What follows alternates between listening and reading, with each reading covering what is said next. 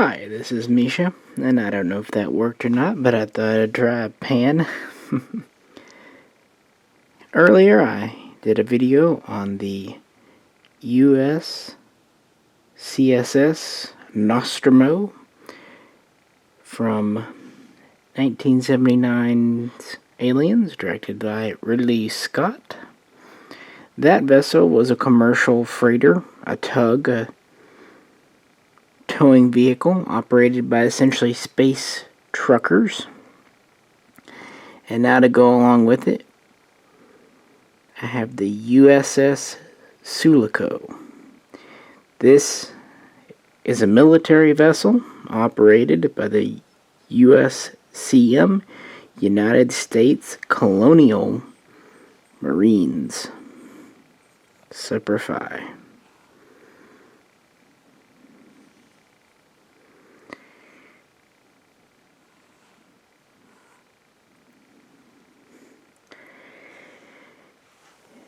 The Sulaco was a light assault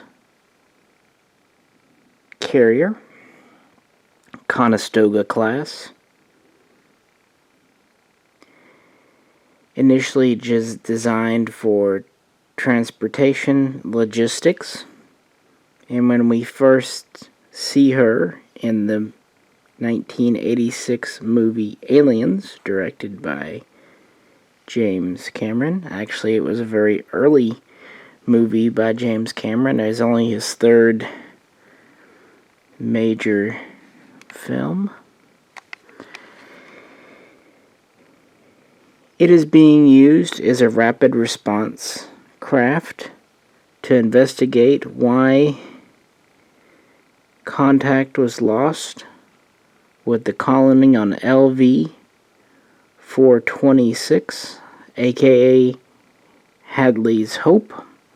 That was the same moon planetoid that the Nostromo visited in the original movie, although at that time it wasn't really named. We just knew that it was in the Zeta Reticuli system. At that time, in 2179, the Conestoga type vessels were being used as troop transports, orbital bombardment craft, blockade craft, and other fleet support roles. The Sulaco was the 13th vessel of her class built. And of course, because it's the movies, we're going to have unlucky number 13. This vessel, by the time of the movie Aliens, had been in service for quite some time and had quite a history of mishaps, misadventures, misfortunes, and just downright goddamn bad luck. For example, it had incidences of onboard fire, which in space, even in reality, is a huge and major problem. Cosmonauts experienced it on the Mir space station. As an example, it is a very, very dangerous, not to be understated risk. The Sulaco also experienced docking mishaps with stations, Gateway Station, where there was a failure to dock properly, and this actually resulted in casualties. It also experienced friendly fire because of electronics malfunction, and it experienced being ambushed during fleet operations. In fact, I think it was about the only ship during a couple operations to actually be attacked. So yeah, it was considered an unlucky vessel. The specs on this are pretty neat, so nerd out with me if you will. Most sources say it's about 395 meters, although one or two claim 525. Either way, quite a large vessel. It weighs 78,000 metric tons and has an additional cargo capacity of 20,000 tons. It is powered by nuclear fusion reactors, whereas the older Nostromo was nuclear fission. Also, the Nostromo used water as a primary reactant. The Sulaco, the Conestoga type, would actually use lithium hydroxide as its reaction mass. This was capable of superluminal light speeds through a tachyon shunt. It could do about 0.74 maximum speed, 0.74 light years per day, so about 3/4 of a light year every day, at least standard days at this time. Although that was max speed, it doesn't mean it would always do that fast. It had 2 rocket engines for sublight speed for maneuvering within systems. These would use carbon diamond compound as their solid fuel reaction mass. Standard acceleration, remember in space you can just keep accelerating to reach speeds, was 0.5 g, half gravity. It could get up to 1 g, full gravity, but this would really quickly burn through the fuel. It was very energy intensive to go that fast. We have a total of 6 decks, although only 4 are typically inhabited at any given time. We have a large cargo hold.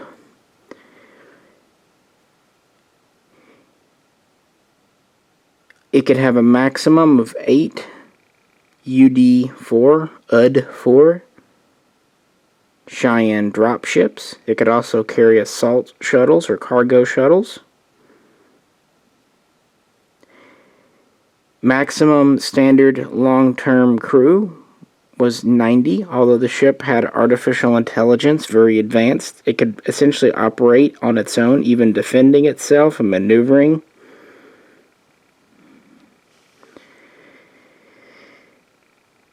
It could temporarily house up for 3, 4, maybe 5 days, up to 2,000 passengers in its cargo hold in hyperspace sleep, hypersleep.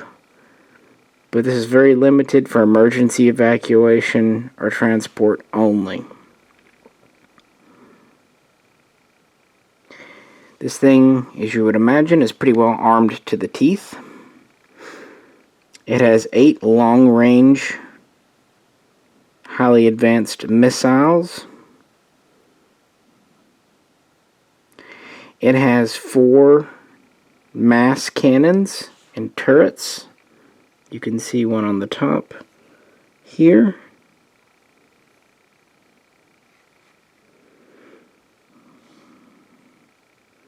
There's also one on the bottom. It has 2 particle weapons that are intended to neutralize electronics up to about 100,000 kilometers in space.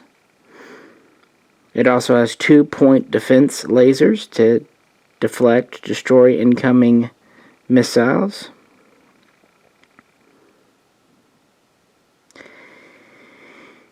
It holds several decoy drones, including a couple of autonomous ones. For its orbital bombardment, it can hold up to 80 re-entry, or I should really say entry vehicles. Basically, what we would think of today as an ICBM, but with only the go-down capability, so eventually, really space bombs. And these were bunker musters, nuclear, several options, of course, for the individual role. It also is capable of having 60 high-yield orbital mines for its interdiction role, quarantine capabilities. I think you get the idea. It had guns, and really for all those guns, it didn't do it much damn good, did it? The USS Sulaco was an old ship, or at least not new. Definitely battle tested, I guess is a good word as any, but it'd been used and beat up, but it was still quite modern. These Conestoga classes had proved themselves extremely versatile, and so were very popular. So when we run into it in Aliens, it's been traveling to Hadley's Hope for 3, maybe 4 weeks, with a crew of 14 in hypersleep. It's one Marine platoon commanded by Lieutenant Gorman, Executive Officer of the Artificial Lifeform Bishop, whose primary duties were to monitor the AI on board this ship and make sure life support and all that was good to go. Also to play knife tricks, apparently. I thought it was interesting that Bishop went into hypersleep, but maybe that was just inferred in the movie. I think it would be more logical to have him kind of roaming the ship while everyone else is asleep, makes sense. And of course we have Ellen Ripley as a mission specialist. Relatively light crew, but then again they were just sending a platoon to basically monitor, see why they'd lost contact. They weren't expecting combat, as it were. So there was only 2 UD-4 Cheyenne dropships. They were the UD-4L, which is, to be fair, one of the most modern and autonomous versions. The L was also capable of carrying an APC, Armored Personnel Carrier. So, again, itself, a very versatile craft. So it got there. The crew awoke from hypersleep, did their thing. They dropped using the UD-4 named Bug Stomper onto the planetoid and visited the colony. I thought it was odd that no one was left at all on board the ship, but couple of things. First off, James Cameron, the director, said that the ship was so advanced and automated it just really didn't need anyone left on board. It was capable of handling itself, including launching the second dropship, which was named Smartass. So it had a ship in reserve in case they needed it. But they really weren't expecting much trouble. I think most of them thought Ripley's story was at the very most exaggerated, at the very least just the deranged mind of someone who had been in hypersleep for 57 years with a cat. Jonesy the cat. They didn't bring Jonesy on board. That's why things went wrong. They should have brought the cat.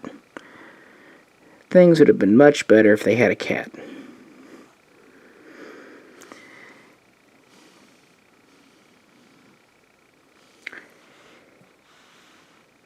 So yeah, they drop down, do their thing, and we will talk about the UD-4 because there is an Eagle Moss model.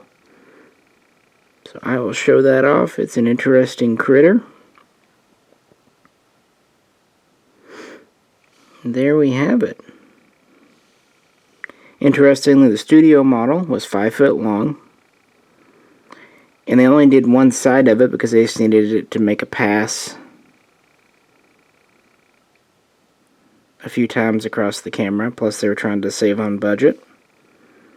There were some other budgetary constraints. Keep in mind, again, James Cameron was relatively unknown director, and, this was an action film in the 80s. There was a lot of them, so they didn't have unlimited funding like you would see in a modern film, and of course CGI and all that. So model building was expensive. But they did the best they could. This ship was kind of patterned after a gun.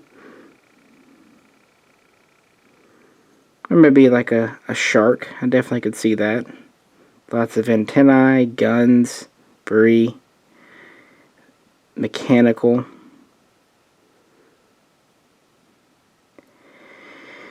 It survived the Aliens movie.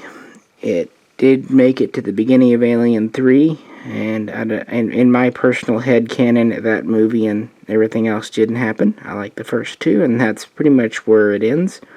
I only mention Alien 3 because it does show one other vehicle that was on board. That was the EEV, Emergency Eject, or something like that vehicle, which would jettison the crew safely in a lifeboat if there was something wrong, like an impact. That never made sense to me in the movie. Why it would detect a fire and eject the crew without even at least waking them is just odd. Anyway, enough about 3. I just, don't want to. I know this also has appeared in some video games and other kind of soft canon, but honestly I'm not terribly familiar with that because I can't play video games, and yeah, so to me this is the ship from the Aliens movie, and it's a cool one. I think Eagle Moss did a very neat job. This was the one I wanted the most out of the handful of alien vessels they have done. It is very metal. Not the biggest thing, it's very long but slender, just like the real thing. This whole main body is metal.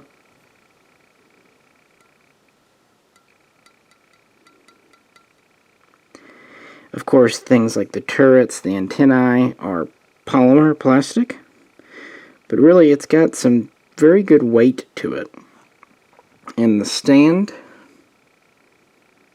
sits in a little hole. Usually Eagle Moss doesn't use holes. They usually try to kind of cradle. But based on how, tall and thin it is and long, I guess they felt it was the most secure way. So I don't blame him. And it seems to sit very secure. So I'd rather have that and a small hole in the bottom. There's enough kind of detail and things and this and that you really, even when it's not on the stand, probably wouldn't notice it unless you were looking for it. Yeah, it just depends, like if it's the exhaust port or something.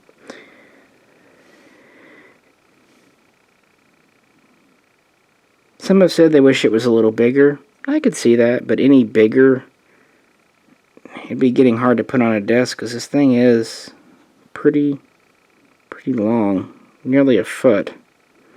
So I'm not sure how much bigger. I think it just comes across as a little smaller because of how thin it is otherwise. But a neat model and not one that many companies have ever done. And I like the military motif. It actually looks really nice in my Battlestar Galactica. You could definitely see this as a kind of a predecessor to the Battlestar. It has more of a utilitarian look than a Battlestar, but it has kind of that same human aesthetic, military aesthetic, primitive, so it kind of looks like it would even fit in there.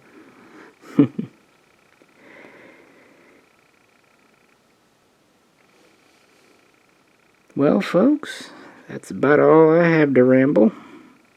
Hope you enjoyed it. Just kind of having a little nerd out tonight. Like I said, I already posted the Nostromo video, and we'll get to the dropship in short order. And we'll even cover the just released shuttle, the Narcissus. Interesting to note that all of these names come from the same novel. There's a lot of kind of interpretation, and in the 80s there was a lot of kind of reflection on the Vietnam War in Hollywood, and it definitely shows in the Aliens movie. And this movie itself had a lot of interesting production stories and anecdotes and things. Also, Sigourney Weaver had to handle a real gun. The props were real guns, and she is an outspoken opponent of firearms, so that's interesting that one of her biggest roles involved using a firearm. But not to get into politics and such. Well, hope you enjoyed this. I had fun doing it. It was fun to research. I always like kind of doing these. It's fun to research kind of fictional things, a little more relaxing than the real world stuff I'm used to doing. If you did, you might check out some of my other kind of alien-oriented videos, or Star Trek, or gun talks, or whatever else. And if you haven't, check out our main page over at Misha Co, where you can see real firearms and military hardware being discussed. Any comments, I welcome them below.